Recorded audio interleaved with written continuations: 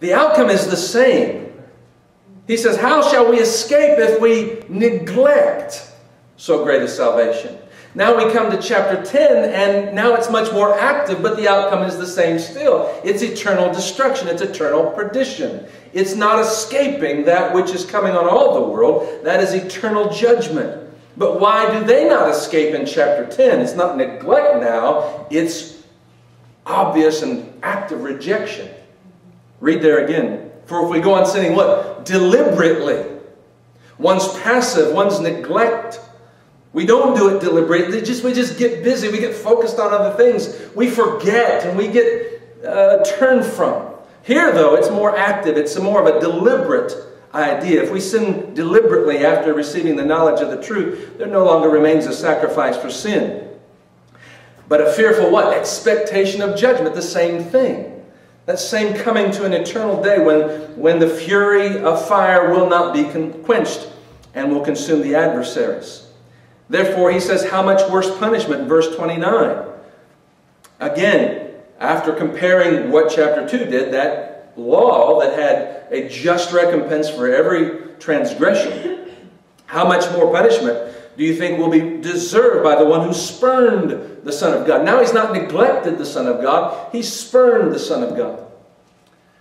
Spurned the Son of God and profaned the blood of the covenant and outraged the Spirit of grace.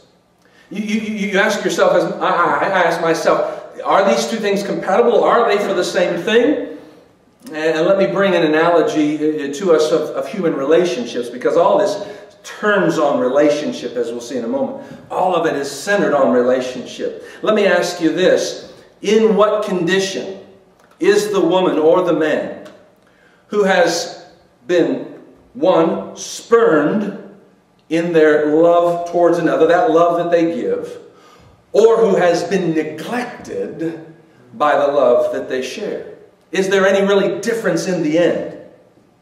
If I spurn your advances, if I spurn the love of a woman towards me, she ends up away from me, does she not? I cast her from me, metaphorically speaking. I turn from her and leave her. Now, if I neglect her over a long term, what's the outcome? It's the same.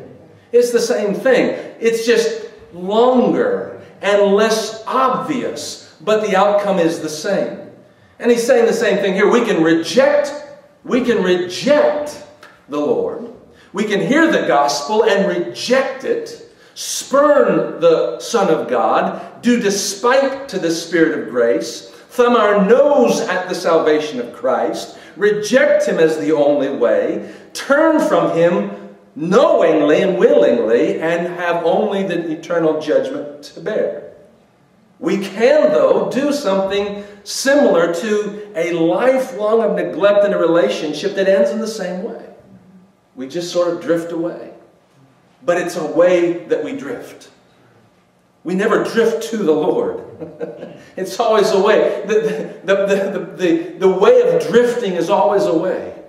It's never to something. It's always a way. And so if we neglect that relationship, we neglect that salvation, we end up in the same place. Only we've done it over a longer period of time, and it's less obvious. Not only to ourselves, but certainly to those around us. That's why when we come back then to Matthew 25, as I'll have you turn there, Jesus is not gathering individuals who bear titles or who have reputations, but He's gathering individuals who've actually done something. And what I mean by this is what I want to say to us all. We must never assume, because we grace this building and we read this Bible, that we are engaged in a healthy, full relationship with Jesus. We must never assume that. If that is true, we must rejoice in that. We must celebrate that. We must find great joy in that.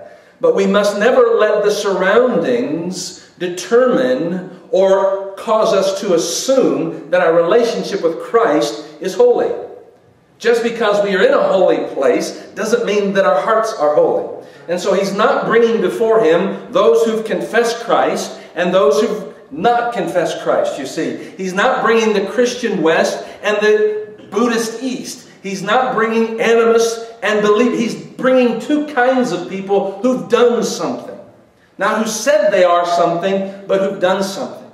That's why it will be surprising in that day. And Jesus said this, and it's one of the most terrifying things in the Scriptures. And one that gives us cause for great attention to our relationship with the Lord. When he said what? There will be many that will come to me in that day and will say, Lord, Lord. And what will he say to them? I never knew you. Depart from me. And so, how can that happen? Well, it doesn't seem like it happened perhaps by outright rejection because they call him Lord, Lord. Right? The Buddhist doesn't call Christ Lord. The Muslim doesn't call Christ Lord. The Spiritist doesn't call Christ Lord. They've rejected Christ. They've rejected His blood. They've rejected His salvation. But there will be those who've accepted it, at least mentally, but have neglected the relationship over years and years and years till their hearts are cold. And they've really turned from Christ in all appreciative ways. And they will come in that day and the Lord will say, I didn't know you. Isn't that what we say to two people who've lived together but neglected their relationship? When they turn to each other, and what do they say? I really don't know you. Because you can't know someone when you neglect the relationship. And if you neglect it over years and years and years, the outcome is ignorance and strangeness in terms of our relationship and understanding. And so Jesus said, I'm not gathering those who are in a building like this and those who are outside of a building. I'm gathering two kinds of people who've done two very different things. And yet what they do, I think, remember, if A equals D and B equals D and C equals D, what they do is exactly what he, I believe, warns them against doing if they're the sheep, and what he warns them to do, they did do if they're the goats. That is to say, at the end, when they come down to separating the sheep and the goats are what? Those who enter into eternal punishment. So what can we say about them? If A equals D and B equals... If all these three groups enter into eternal perdition, those who neglected, those who rejected, and those who did not minister, what might we say? They are all basically the same thing. That basically those who reject will not minister, those who neglect will not minister. And therefore all three of them are one and the same type of people. You understand what I'm saying? They're not Buddhists, they're not Muslim, though they may be. They're not Baptist, they're not Pentecostal, though they may. They're just two kinds of people who have either rejected or neglected their salvation. And they end up in the same place. And the reason they end up in the same place here, though, in Matthew 25, is what? Because they did not minister. And I'll prove it in a moment, I hope, that the reason they did not minister is they either neglected the salvation of Christ or rejected the salvation of Christ. And how is that? Well, let's talk about those who did minister, to give us an understanding what it means to neither be neglectful of my relationship nor reject it. Hopefully, we're all together in this room, which means we're probably not in danger of rejecting Christ. Now, I can see all of you, you're probably not in that position. If we had a larger crowd and numbers of people just walked off, certainly we may be some of us. Now, I don't know all of your hearts. There may be some of you sitting right here with your arms folded, and you are close to rejecting Christ as truth. I don't know that. What I'm going to assume, though, most of us have at least accepted mentally the truth of Christ. And so our concern would be more Hebrews 2. Let us be careful that we don't drift away by getting consumed with other things, by getting busy with other relationships, by forgetting our great salvation. But those who did not neglect nor reject found themselves ministering. And what did they minister? Well, let's go back in chapter 25.